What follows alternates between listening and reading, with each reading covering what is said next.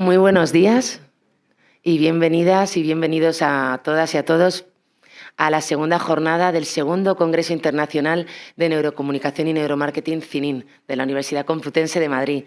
Esperamos que hayáis podido descansar ayer, que estéis a tope, ya me estáis dando buen feedback y que estéis contentas y contentos por estar aquí, y los que estáis más allá de las nubes, pues que disfrutéis, que aprendáis, que desaprendamos también, por supuesto, porque eso es muy importante. Y vamos a tener un día muy bonito, sobre todo muy productivo, como dice nuestro amigo Eloy de la Pablo Olavide. Y vamos a empezar con una conferencia que tenía muchas ganas de escuchar, que estoy muy contenta, estamos muy contentos porque está aquí Emma Rodero. Emma Rodero es periodista, catedrática de Psicología de los Medios y Neurocomunicación en el Departamento de Comunicación de la Universidad Pompeu Fabra de Barcelona, donde dirige el Media Psychology Lab.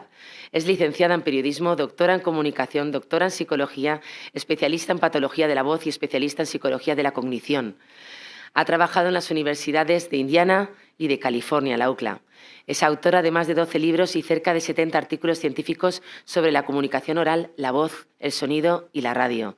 Imparte las asignaturas de oratoria y psicología de los medios en la Pompeu. Y el título de su conferencia es La medición de la respuesta psicofisiológica en comunicación. Atención y respuesta emocional. Muchísimas gracias, Emma. Pues aquí estoy. A ver, respuesta emocional. Hola, ¿qué tal? Buenos días. Buenos días. Uy, qué poca respuesta. Respuesta emocional hay, pero muy poco positiva. Así que lo voy a volver a intentar otra vez. ¡Buenos días! Hay algo mejor. A ver, ya son las 11 y pico, chicos. Esto que lo haga a las 9 de la mañana vale, pero ahora, Vamos a iniciar con buen pie el viernes, que es viernes. Eso ya os tiene que poner una sonrisa en la boca. Y lo vamos a hacer, pues, presentándoos esto. Os voy a contar, básicamente, cómo podemos medir la atención, de cuántas maneras podemos medir la atención y de cuántas maneras podemos medir esta respuesta emocional, ¿sí? Y lo vamos a hacer, pues, acudiendo a nuestro laboratorio. No os puedo meter ahora a todos en el túnel del tiempo y del espacio y llevaros a Barcelona, pero bueno, básicamente mi laboratorio es este que veis aquí, es el Media Psychology Lab, lo tenemos ahí en la Pompeu Fabra. Esto es una jaula de Faraday, es decir, está completamente aislada para evitar que haya cualquier interferencia en la señal que vamos a registrar, en la señal fisiológica. Y bueno, aquí veis a nuestra participante. Les hacemos perrerías, pero veis que está tranquila, Está de momento, sí. Está toda cableada, pero contenta. Así que, y bueno, aquí tenéis otra imagen, ¿no? Para que veáis un poco cómo nuestros sujetos se exponen a un estímulo. Bueno, vamos a ver qué es lo que nosotros hacemos. En cada estudio que nosotros hacemos casi siempre seguimos este esquema, es decir, medimos estas tres variables que para nosotros son muy importantes. Entonces, hacemos tres tipos de medidas. Una que es la respuesta fisiológica, es decir, medimos pues tu corazoncito. Yo siempre digo, a ver si estás enamorado o no estás enamorado, porque claro, ahí vemos cosas, respuesta fisiológica, es mentira, a ver si alguno no quiere ir ahora a hacer ningún experimento y dice, me va a poner aquí el electro y me va a saber aquí. No. Medimos la respuesta fisiológica de los sujetos, medimos también, hacemos autoinformes, el report, o sea, lo que hacemos básicamente es también conocer cuál es esa respuesta consciente de las personas, ¿no? Y siempre test de memoria, porque a nosotros lo que nos interesa en el laboratorio básicamente y en los estudios que realizamos es conocer cómo los estímulos comunicativos se procesan cognitivamente. Cualquier tipo de estímulo comunicativo, a mí me da igual. De hecho, el proyecto que tenemos ahora consiste en medir, en saber, ¿no? Cómo se procesan las respuestas, sobre todo, y mejorar las respuestas, y ahora cuando os lo diga me vais a dar todos la razón, en una consulta médica. Es decir, cuando tú vas a que te vea el médico, especialmente si el médico tiene un diagnóstico negativo, ¿cómo te tiene que dar ese diagnóstico? ¿Cómo tiene que interactuar contigo comunicativamente para que tu respuesta emocional sea positiva? Y ya sabemos que la respuesta emocional tiene que ser positiva en salud si quieres curarte, porque como sea negativa y yo piense que no me voy a curar, pues no me voy a curar, ya sabemos. Esto influye bastante, ¿no? Respuesta cognitiva, respuesta emocional.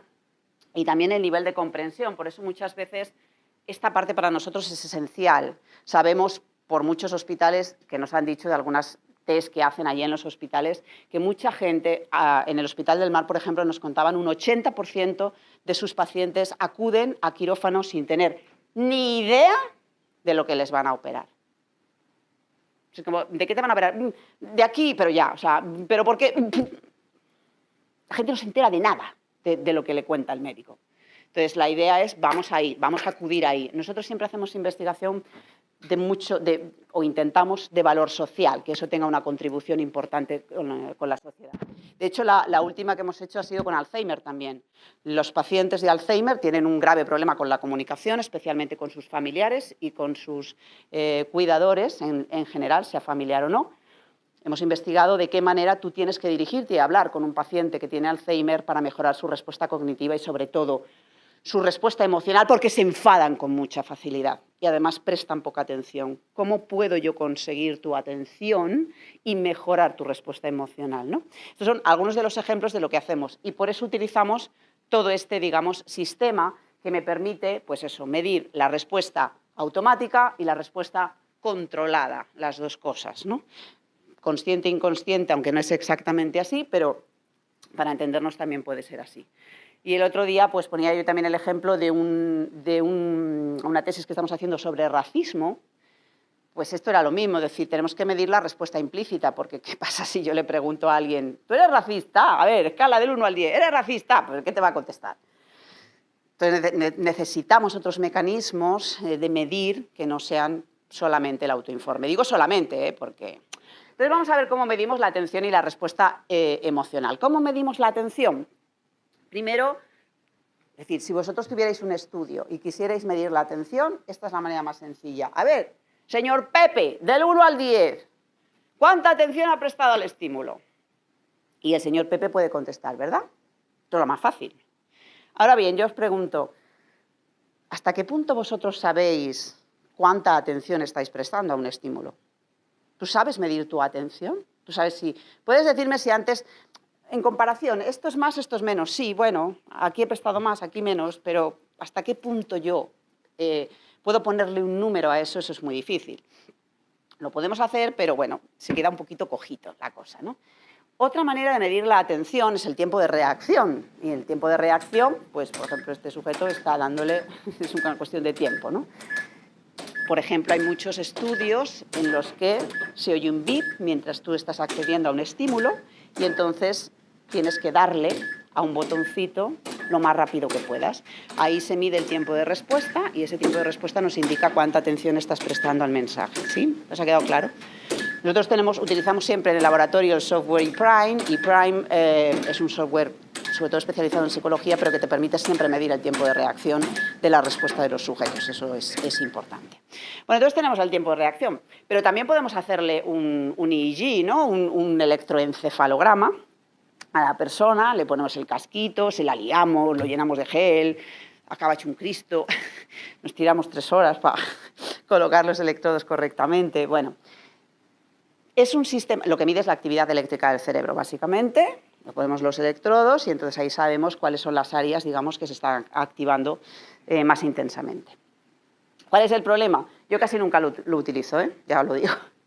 Porque yo pienso, excepto cuando estamos haciendo estudios de psicología, intentando investigar bases neuronales o cosas más en profundidad. Es decir, no en investigación aplicada, sino más en investigación básica. ¿Y por qué? Porque esto es tremendamente complejo. Tardas muchísimo en colocar electrodos. A veces lo hacemos. Nosotros vamos a publicar ahora una investigación donde comparamos la radio, la música y el podcast. Y está hecho con EEG.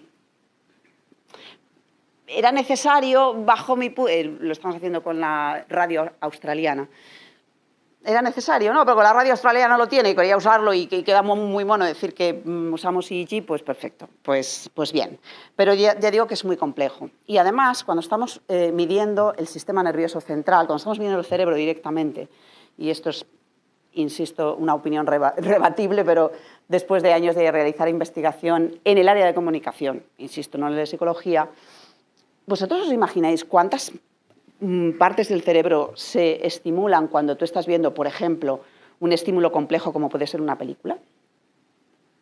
¿Cuántas? Santo Cristo bendito. Medio cerebro no, todo cerebro, o sea, porque tienes sonido, porque tienes imagen, porque tienes voz. O sea, estás procesando lenguaje, estás procesando imagen, estás procesando imagen fija, imagen en movimiento, estás procesando color, estás procesando iluminación. ¿Cómo yo luego determino exactamente aquello que era, ¿no? O sea, es tremendamente complejo y yo creo que en comunicación podemos ir a cosas más básicas. Esto todavía, bueno, nosotros lo usamos alguna vez para marketing o cosas así, pero lo que vais a ver ahora es puro marketing. La madre de Lorena usaba muy a menudo la expresión muy sencillo, abrir etcétera, y aquí la lo que caja veis de es la Pandora. activación La de las niña, ondas que nunca cerebrales había del entendido cerebro. muy bien a Bueno, qué se aquí veis las refería, diferentes ondas, un día decidió cómo se van investigar activando por su cuenta y según se voy acercó hablando. a la Cuando más biblioteca. intensidad tenga, pues Allí, veréis que el hay más bibliotecario le dijo que intensidad tenía que ir a la en las sección de ondas mitología y clásica. menos, Así lo y hizo cómo Lorena se y se están sumergió activando en la historia los de dos Pandora hemisferios. y su misteriosa caja. Leyó que un día el padre de todos los dioses... Pero también hay sistemas más marketingianos todavía, o sea, más básicos. Me he ido de lo más, digamos, científico a lo más básico. Por ejemplo, ese sistema nos permite también hacer esto, que ya insisto, es muy marketingiano y muy poco científico. Nosotros no lo usamos en investigación científica. Pero bueno, queda mono porque, si veis, lo que me va a dar es directamente el grado de estrés, de excitement, de focus and engagement, automáticamente sin que yo haga nada, mientras el casco está puesto en la cabeza. Entonces, bueno, ya vas viendo, a ver, bueno, más o menos.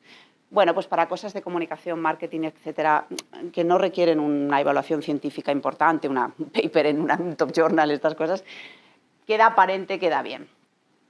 Otra cosa que podemos hacer es un fMRI, claro. Un fMRI es ya palabras mayores y en comunicación, insisto, yo tampoco lo uso. Lo voy a usar el año que viene en una investigación que voy a hacer, pero para analizar las bases neurológicas de la voz en el cerebro, y entonces ahí sí voy a usar fMRI, pero esto es muy complicado. Y yo siempre digo, muy poco ecológico y muy invasivo. O sea, meter a una persona en un tubo de estos, los hay más sencillos, para ver una película, es como, ¿en serio? O sea, voy a estar cómoda. Es como un poco raro todo, ¿no? Y además eso es carísimo y muy complejo y demás. Aquí estamos mirando el flujo sanguíneo concentrado, ¿no? Cuando se produce una vasodilatación en el cerebro, en aquellas áreas donde está activado, ¿no? Y entonces eso nos permite ver la sangre. Son dos sistemas diferentes. El EEG mide la actividad eléctrica, estos son campos magnéticos, es diferente. Resonancia magnética, básicamente es. Esas son las medidas centrales, que ya digo, yo poco las uso cuando hacemos investigación en comunicación. Las periféricas, estas las sabéis muy bien. Solo voy a mencionar las principales. Eye tracker, ritmo cardíaco, actividad electrodérmica, movimiento muscular, ¿no? Muy fáciles. Todo el mundo sabe lo que es el eye tracking, todo el mundo sabe que uno le pone este aparatito delante y entonces donde mira, la intensidad, ¿Cuál de los dos está prestando más atención? Las expertas en la materia no pueden contestar. Era una norma que se me saltaba antes. La de abajo, que no se lucía, ¿por qué? ¿Por qué? Vale. Como también soy experta en comunicación no verbal, la he entendido perfectamente. Me han hecho. Muy bien explicado. Por la pupila dilatada. Hay muchas maneras de medir la atención. Yo siempre cuento como anécdota que en un laboratorio que tenemos en la Pompeu, claro, como cuando te va un bebé, ¿cómo sabes cuándo está prestando atención? Pues una de las maneras con el chupete es con el chupete. Cuando el bebé de repente ve algo que le llama la atención, ¿qué hace el chupete? Ahí está, ahí la tengo. Movimiento del chupete, más atención, ¿no? Bueno, pues hay distintas maneras. En este caso, la pupila dilatada. Chascarrillo, cuando vayáis a ligar por la noche, si el que tienes enfrente tiene la pupila dilatada, ya sabes. Bien, si no, ¿qué pasa de él? Porque mal vamos. En fin, siguiente, actividad cardíaca. La actividad cardíaca ya sabéis que es, pues, nos hacemos un electro en el corazoncito y aquí, bueno, vemos un electro en vivo y en directo. Este sistema lo usan en Estados Unidos directamente, lo puedes utilizar en casa. Es un aparatito, no lo he traído, pero simplemente pones los 2 dedos aquí y está conectado con tu médico, de tal manera que tú mandas el electro directamente a tu médico. Un electro plenamente científico y aprobado en Estados Unidos. O sea, así de fácil y así de sencillo el sistema, ¿no? Bueno, ¿para qué utilizamos la actividad cardíaca? Básicamente para medir la atención, estamos viendo medidas, atención automática. ¿Qué es la atención automática? El reflejo o la respuesta de orientación. ¿A quién se le ocurre? ¡Qué susto! Eso, básicamente. Ahora mismo todo el mundo está, Dios mío, ¿qué ha pasado? Bla, bla, bla, bla. ¿Qué ha pasado con tu corazón? ¿Ha subido el ritmo cardíaco? Si os tomara las pulsaciones ahora, etcétera, etcétera. Básicamente es una respuesta fásica que llamamos. Aquí tenéis lo que es una orienting response, o sea que cuando nosotros hacemos un estudio y buscamos una respuesta automática a lo que estamos midiendo, pues lo que se ha producido en el corazón básicamente es eso. Hemos tenido una subida repentina de ¡guau! ¿Qué ha pasado aquí? Pero después hay una bajada, porque cuando la atención está concentrada, el ritmo cardíaco baja. Lógico, ¿no? Entonces es como, vale, quieta, Emma, vale, analiza el entorno, ¿qué ha pasado? ¿Qué ha pasado? Ah, no pasa nada porque era un sonido que ha puesto Emma porque está tonta y entonces no hay amenaza, no hay amenaza, no hay amenaza, retorno a la baseline, retorno a la situación previa que tenía. Ese dibujito, que puede ser también una U invertida, es lo que nosotros buscamos cuando hacemos los análisis para saber que hay una respuesta orientada, ¿vale? Y en comunicación es muy importante, como sabéis, porque al final buscamos la atención y la respuesta orientada. Pero también el ritmo cardíaco me puede medir la atención a largo plazo, el esfuerzo cognitivo, la respuesta tónica, ¿no? Si tú estás realmente, el esfuerzo cognitivo que estás haciendo para procesar algo es importante.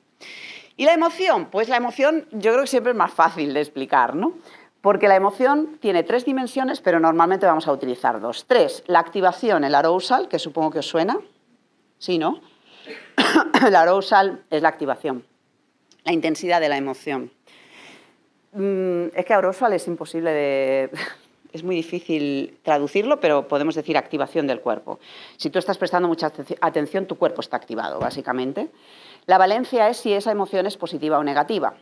De tal manera que si yo tengo, con estas 2 dimensiones, yo puedo calificar una emoción. Decirme, la alegría tiene una activación alta o baja.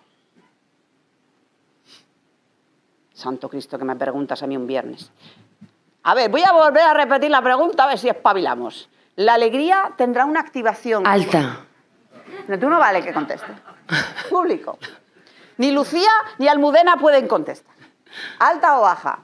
Alta. Claro, porque si estoy súper alegre, ¿cómo voy a estar? Muerta. No estoy muerta. Estoy activación alta. Y en valencia, positiva o negativa. Positiva o negativa. Vale, tengo la alegría aquí. Dadme la tristeza. ¿La activación es alta o baja? ¿Y la emoción es?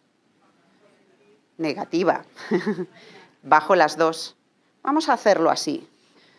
¿Qué emoción podría estar aquí? Con activación alta, pero con dimensión en valencia negativa. El enfado. ¿Quién dijo el enfado? ¿Sabes que se rifa un viaje al Caribe? Sí, Lucía no puede porque es experta, pero aquí Almudena ya te va apuntando. Yo no tengo nada que ver, luego hablas con la organización porque puede ser que... Sí. Ya tienes las papeletas, ¿eh? Algo es algo. Así es como podemos medir las emociones. A veces también se utiliza la dominancia, pero bueno. Y en el autoinforme podemos medirla también y se utilizan distintas escalas. Por ejemplo, una que podéis usar es el SAM, que bueno, utiliza estos muñequitos que yo odio, pero que están que miden básicamente eso, la valencia, el arousal y la dominancia. Es lo mismo lo de arriba que lo de abajo. Yo prefiero utilizar las palabras porque para mí son más claras que estos dibujitos que yo tengo que empezar a pensar qué es esto. ¿Pero qué significa esto, Dios mío, de mi vida? Entonces, por eso yo los muñequitos no los uso. Pero sí que las palabras están bien, ¿no? Bueno, podéis usar, insisto, distintas modalidades. Y, por supuesto, el arousal lo medimos con la actividad electrodérmica, es decir, digamos, con la actividad de las glándulas endocrinas que segregan, ya sabéis, ¿no?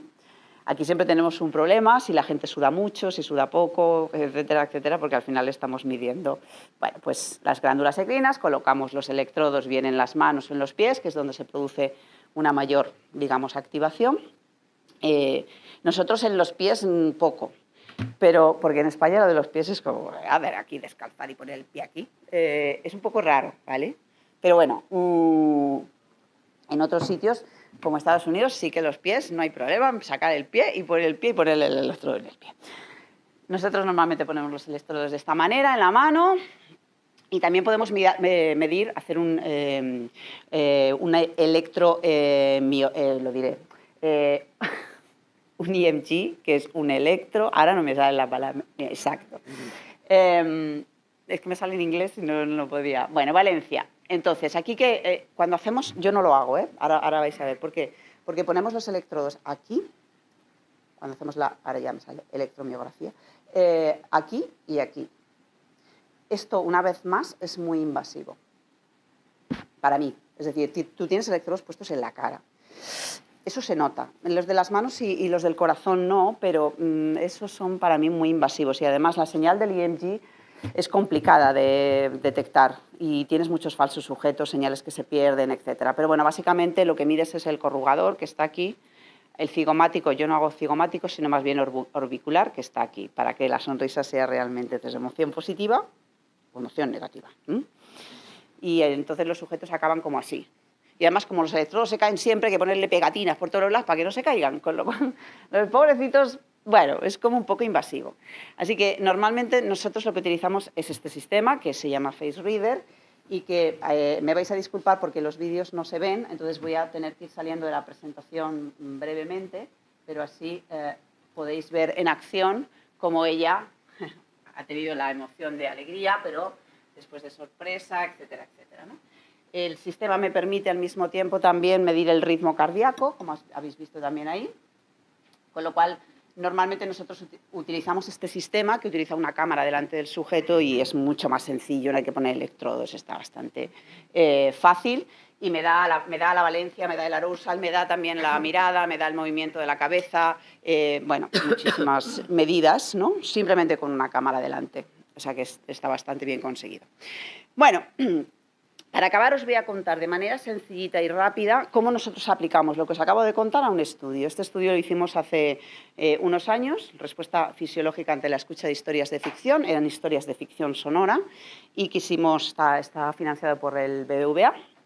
Bueno, pues tuvimos dos objetivos aquí, ¿no? El primero era analizar qué tipo de voz era más apropiado para narrar una historia de ficción sonora, un audiolibro si queréis también, y qué recursos sonoros teníamos que usar para incrementar la atención, etcétera. ¿Qué es mejor, ¿no? En una historia, cuando yo hago un podcast, un tal, ¿qué es lo que mejor funciona? ¿Qué estrategias sonoras funcionan mejor? Tuvimos una muestra de 75 participantes, la media de edad 25 años y 65% mujeres. ¿Por qué? Porque la condición era ser oyente de audiolibro y las mujeres son más oyentes y más participantes en líneas generales que los hombres. Bueno, tuvieron que hacer más tareas, pero yo solo os voy a contar dos. Un casting de voces y la escucha de 3 historias. ¿Qué variables utilizamos? Utilizamos el nivel de atención, que lo medimos con un electrocardiograma y con la respiración, que no os la he dicho, pero también la medimos. Con el nivel de activación emocional, es decir, con el arousal a través de la actividad electrodérmica y después con pues la expresividad facial a través del Face Reader. Por tanto, teníamos las dos dimensiones, atención y respuesta emocional, pero también a nivel de self-report, creación de imágenes mentales, conexión con la narrativa, el grado de engagement, cómo yo me siento integrada en la narrativa, inmerso en la narrativa, etc. Y también el nivel de recuerdo de la información. En el casting de voces, comparamos voces sintéticas con voces humanas. Y entonces vamos a ver qué me decís que puede ser el resultado. Preguntamos, después de escuchar las mismas historias, exactamente las mismas, pero unas eran con voces sintéticas, Alexa en este caso, y otras con voces normales, humanas, ¿no? ¿Cuál las disfrutaron más? ¿Si con Alexa o con una voz humana? ¿Qué creéis? ¿Con una voz humana? Y si la experiencia narrativa, si yo me sentí más identificado con el personaje, más inmerso en la historia, etcétera, etcétera, ¿con la sintética o con La humana. Pues con la humana, vamos, con bastante diferencia. Bueno, eso fue self-report, ¿no? Lo mismo con las imágenes mentales. ¿Cuántas imágenes mentales generaste en el cerebro? Bueno, pues la humana de lleno y, sobre todo, ¿cuánta información recordaron? Misma historia. Pues ya veis que el grado de recuerdo, todo significativo, es decir, diferencias significativas en todos los casos. Y la respuesta fisiológica, pues evidentemente también la veis aquí. A nivel de medias, pues también la voz humana consiguió una actividad electrodérmica más elevada y un ritmo cardíaco también más elevado en líneas generales, en tónico, porque además las historias eran bastante animadas, ¿no? Bueno, voy a salir de la presentación de nuevo. Tendríais que ver al mismo tiempo la actividad electrodérmica, el ritmo cardíaco, el face reader y su cara, pero no puedo hacerlo al mismo tiempo. Entonces, vais a ver solamente el face reader. Quiero que os fijéis en la cara del sujeto para que me digáis cuánto le gustó al amigo, aquí la Alexa. Nerea sube corriendo las escaleras de su casa de 3 plantas con tanta prisa que hasta asciende algunos peldaños de 2 en 2. Creo que queda claro solo viéndole la cara, ¿verdad?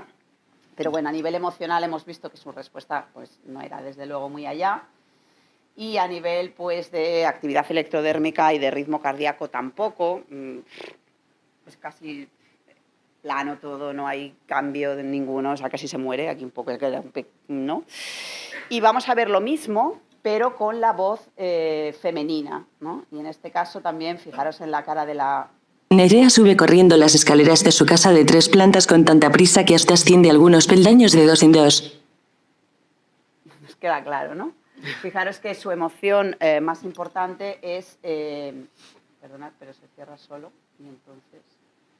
La emoción... Nerea sube corriendo las escaleras de su casa de 3 plantas con tanta prisa que hasta asciende algunos peldaños de 2 en 2. Es tristeza la emoción que está marcando con más fuerza. O sea, no, esto no nos gusta, evidentemente, para nada. El sistema me permite tener la grabación de la cara de los sujetos, para el que tenemos que tener permiso, pero es sustancial para mí tenerla, porque muchas veces nosotros utilizamos la respiración también como medida de control, porque muchas veces el sujeto puede estar en la silla y hacer esto.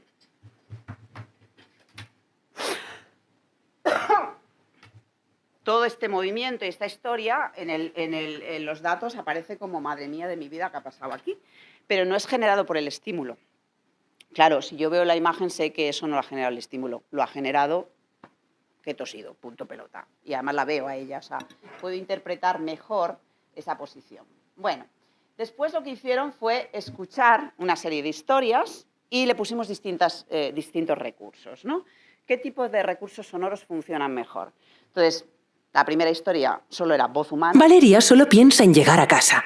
Pero con el chaparrón que cae, la vuelta se convierte en una auténtica cruzada sin paraguas por la ciudad. Pero luego le metimos música. Valeria solo piensa en llegar a casa. Pero con el chaparrón que cae, la vuelta se convierte en una auténtica cruzada sin paraguas por la ciudad. Pero luego le metimos efectos de sonido. Valeria solo piensa en llegar a casa. Pero con el chaparrón que cae, la vuelta se convierte en una auténtica cruzada sin paraguas por la ciudad. Que levanten la mano las que prefieren la voz humana solo. Las que prefieren la voz con la música. Las que prefieren la voz con los efectos. Ok, ya veremos a ver qué pasa. Muy bien. Y luego hicimos 2 cosas.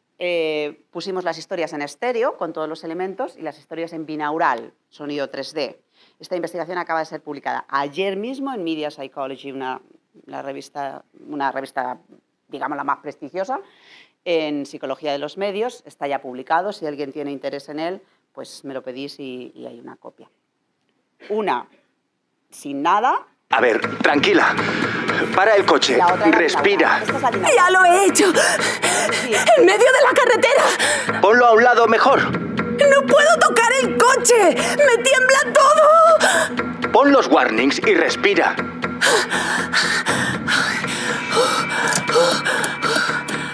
Necesito que me digas qué ves. Tengo los cristales empañados. No veo nada. Pero... Bueno, es binaural, quiere decir que está entrando por un lado, por el otro, por detrás, etcétera. Hay que usar unos auriculares. Pues vamos a ver si habéis acertado para el viaje al Caribe. vosotros no os habéis visto, pero habían ganado los efectos de sonido, después la música, después la voz. En grado de disfrute, en grado de imágenes mentales, ¿cuántas imágenes has creado en tu cabeza y cuánto de vivas son? Fijaros. La experiencia narrativa, de qué manera yo me involucro en la narración.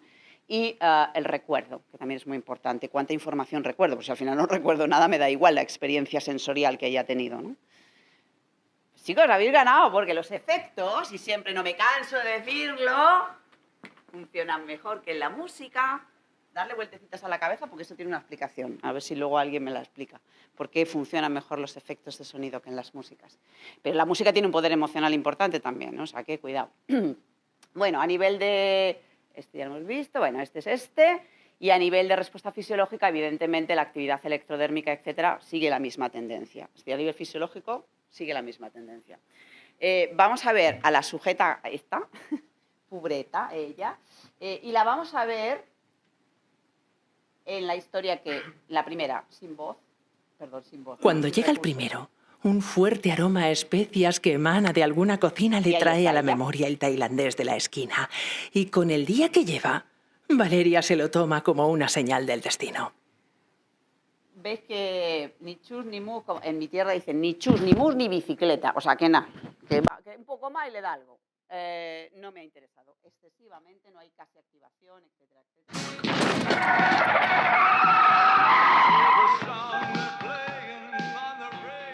¡Ah! No, no, no, no. Lo que faltaba. ¡Ah! No. Bueno, si no te apetece, no. Lo decía por lo de la canción. No, no hablo de eso. No, no puede ser, Juan. Creo que... ¿Qué pasa? No, joder. No. Cálmate, cielo. No puedo. Creo que acabo de atropellar a algo o a alguien. Bueno, casi también le da algo, pero al revés. Esa era la binaural comparada con la voz solo. O sea, tenemos bastante claro qué es lo que activa el cuerpo, o sea, activación emocional, de todo. Os he traído también un ejemplo para que... Creo que hablas de Let's Dance. Sí. No me deja pararlo. Vais a ver, en el momento en que entra la música, nosotros siempre medimos, a ver, el momento en que entra el efecto de sonido, el momento en que entra la música, y ahí establecemos el análisis claro, ¿no? Pero solamente fijar al chico, fijaros... Creo que hablas de Let's Dance. Sí, es esta.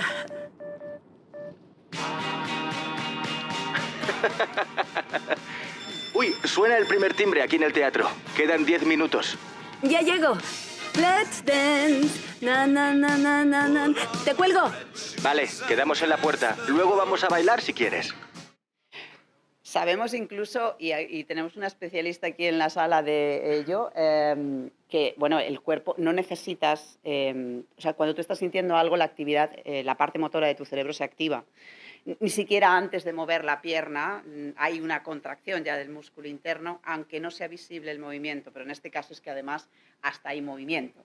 Hasta ese punto la música tiene efecto, no solo emocional, sino también a nivel de comportamiento, ¿no? Bueno, pues ahí vemos claramente y sabemos cuáles son las estrategias que funcionaron a nivel de recursos sonoros. Aquí veis la valencia clara entre historias, pues eso, que no tenían muchos recursos y demás con la voz. Fijaos la diferencia entre una y otra, ¿no? Y bueno, la conclusión fue muy clara en este caso. En voz, voces humanas frente a voces sintéticas. También analizamos qué tipo de voz, pero no voy a entrar en detalle. El tipo de recursos, binaural con música y efectos sonoros, que es el artículo que os digo que está publicado desde ayer en Media Psychology. Y bueno, pues espero que hayáis entendido algo de lo que hemos dicho, pero sobre todo hayáis visto la aplicación directa, que es lo más importante. No he querido entrar en detalles ni en datos tal, porque si no es muy complicado y muy difícil de procesar, pero más o menos habéis entendido cómo utilizamos los recursos para hacer los estudios en el Media Psychology Lab. Y ya está, muchas gracias por vuestra atención.